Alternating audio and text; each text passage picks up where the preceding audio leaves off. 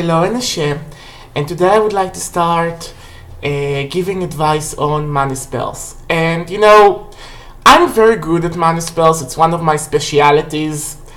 And I would tell you that there are a lot of misconceptions and misusage of the money energy going on. And I would really like to give beginners magic advice about this because I see what's out there and that needs to be somewhat taken care of. First of all, you have to understand that before you engage in any money spell, you have to think money wise, meaning you have to know how to accumulate money, you have to make sure that you pay all your debts, you have to be sure that you can live according to your means.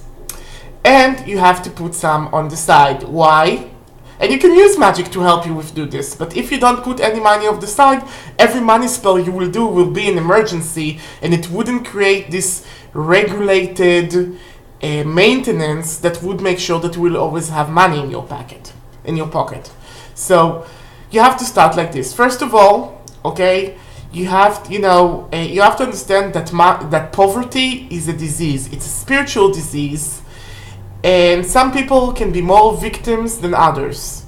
And there is a reason why I call it disease, because it's a dis-ease.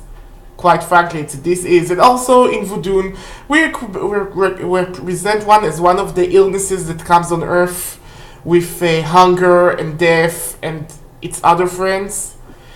And what really poverty hates is cleanliness and order. Meaning, before you even attempt a money spell, you should really go through your stuff, clean your shit, do whatever you can to remove the clutter, dust the stuff you do have, because it is said that Oshun does not stay in an unkempt house. You have to have a clean house and a clean body in order for poverty to melt away from you, okay?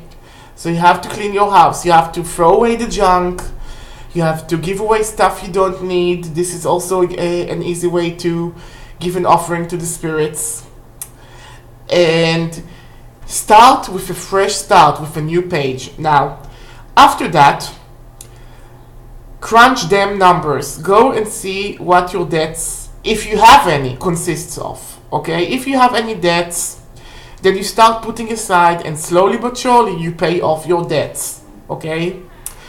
And this is the next stage, and it's a difficult stage, and it's an excruciating stage, and it's a stage that would actually feel worse than before. But sometimes, you have to go through the night in order to get to the beginning of the light. And here, this is the place where you can use the green candles. This is the place where you can use the money magic. Get the money.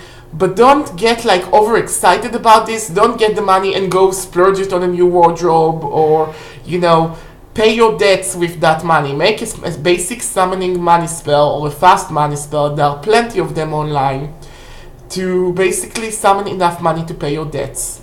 Once that you get the money and you pay off your debts, you start at zero, okay? But now you have to create a new zero. What do I mean when I say a new zero? You have to create this unmovable buffer between you and poverty, meaning you have to keep about $4,000 in the bank account, that when you check your bank account, and now it's easy because you have all those things on your cell phone, that you can see as how much you're spending on this, how much you're spending on that. But once you get this, you can see that the new buffer is that the buffer is like 4,000 shekels. Now $4,000. $4,000 is the new zero. Meaning, unless it's an absolute crazy emergency, you do not touch that money. Okay? You do not touch that money, you do not loan that money out. This is an emergency for when your house is burning, or you had some sort of an accident, or some family member is sick and you have to fly somewhere, or the washing machine has exploded. This is the real emergency money. Once you get to $4,000, this is the new zero. You cannot go into overdraft. You cannot go further than this, okay? Now, Once you have filled your buffer to the $4,000, okay, any money above that is the money that you can use for your normal living expenses and for wasting, okay? You can use that money to, go buy yourself some clothes, go out on dinner in a restaurant, okay? Another advice that I can give you is avoid, while you're cleaning yourself, while part of this purification against poverty, avoid tobacco. If you have to smoke, if you have an oral asphyxiation, move to e-cigs or some cheaper thing, because basically this is you spending money and getting nothing back. If you are having a drug abuse problem, stop the drug abuse problem, unless it's a medical drug that you have to take. Don't use drugs, because this takes away all your money and gives you nothing back. And it's basically perpetuating this situation of you needing to keep paying money for something that doesn't pay out at all, okay? So no drugs, no cigarettes, no alcohol, purify your house, purify yourself, create the new zero, pay your debts. And this is basically the program that in the end of which you will have money. You will have money. And you can use magic to aid in that program, but the magic cannot replace that program. And I know that many people out there are using magic as an escapism, and they use magic as something that they can, let's escape. Let's escape, the reality. Let's escape our trouble. Let's use the magic, to believe in fairies while we are still paying money on stuff that we don't have to, and getting us deeper in debt because I sent my request to the universe and the goddess shall provide. Yes, the goddess shall provide, but the goddess is the same one that sent poverty to wake you up. So you need to be very much aware about how you need to treat poverty, okay? Especially if it's a perpetuated poverty, especially if it's a poverty that is there for many, many years. Now, there are a lot of people and organizations that can help you out there. There are soup kitchens, okay, that don't ask questions. There are people who has extra clothes. Move into with your parents until you get out of debt. If you cannot afford your independence should come second, okay?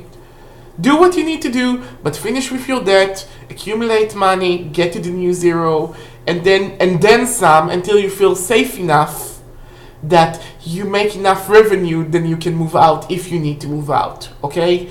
And you see, today's economy, many people come back to their parents, and I see that. And I see many people coming back to their parents. I see many people take their parents' advice, and they stay in, and basically they live off their parents until they can be free, okay? And if you're a student, and if you're a pupil, and if you're a person that has, if you're a handicap, you can still do all those things, okay? It might be difficult, but this requires self-discipline to go through. It's like getting out of poverty. It's like a martial art, and many martial artists will tell you, I use martial art to get out of poverty. This is how they did that. That's the big secret, okay? In the next episode of Advice for Beginners about Money Magic, I will talk about how to recognize what money magic is best for you. Okay, so goodbye, Nashen. I hope you enjoyed this. If you like this video, please like and subscribe. Okay, goodbye.